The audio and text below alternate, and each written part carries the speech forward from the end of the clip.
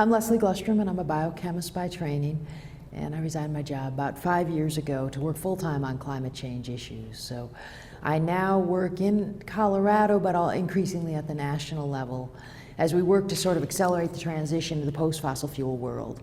And as part of that, I bring a really, having done a really detailed look at American coal supplies, I try to help people understand that our time frame for moving beyond coal is much closer to 20 years, putting climate change aside and all the reasons that we're concerned about the planet. If there was no climate change and no concern about mercury and no concern about coal ash and no concern about the health impacts of coal, our time frame for moving beyond coal is still much closer to 20 years than the 200 we've been told so often. Once again, our government is just plain gotten it wrong. We might realize that our government has just plain gotten it wrong in a number of areas lately. And in this case, the Energy Information Administration has been telling people we have 250 years of coal, but they have never analyzed that assessment for how much is actually accessible in any sort of economic or reasonable fashion. When you look at the geologic studies that have been done by the United States Geological Survey, you realize that way under 20% of this country's coal is going to be economically accessible. When you get down to the third level, EIA is flat wrong. The United States USGS tells us under 20% is economically accessible. 20% of, say, 200 would be 40 years, but that you need to go one more step, which is to look at the coal mines in this country and get a sense for because coal comes from coal mines. It doesn't come from academic studies or EIA tables or anything like that. It comes from coal mines.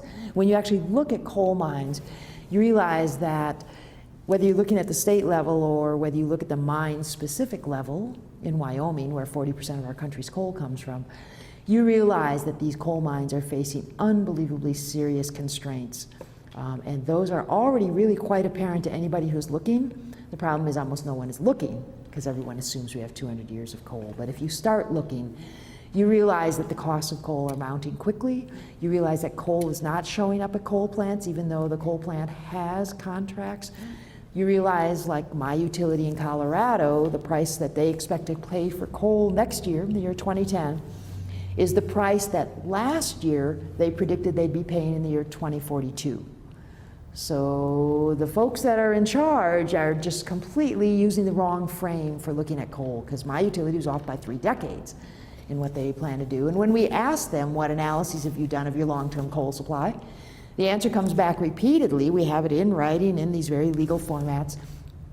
We've done no analysis of our long-term coal supply. We have no such thing. And so it's very important that our country come to understand that, because if we drive over that cliff the way we've driven over the cliff with investment banking and the real estate industry and the big three and on, this is a cliff, this is the mother of them all, because we don't know how to function in this country without electricity.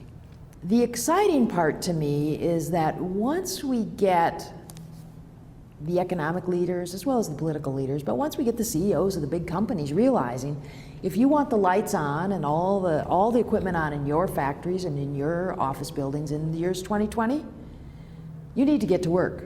Because right now you think that coal is what's going to do it. But your utility hasn't analyzed your long-term, the chances are your utility hasn't analyzed long-term coal supplies. And when they do, they're going to realize that as some of them have, American Electric Power last year started to not have its coal show up, just as my utility started to not have its coal show up. So American Electric Power went out and just bought a coal mine, reporting in the Wall Street Journal in June of this year, because they wanted to somehow try to manage that. I mean, of course you should be managing, your supply chain. But utilities have done nothing for the most part to manage their supply chain of the most important fuel that keeps the lights on in the United States. And once the CEOs of large companies start to understand this, and they realize that if they want their companies to function in the year 2020, and that coal is not what's going to keep the lights on, the exciting part to me is that all of a sudden we will have CEOs of large companies saying we need to repower and we need to redo it quickly.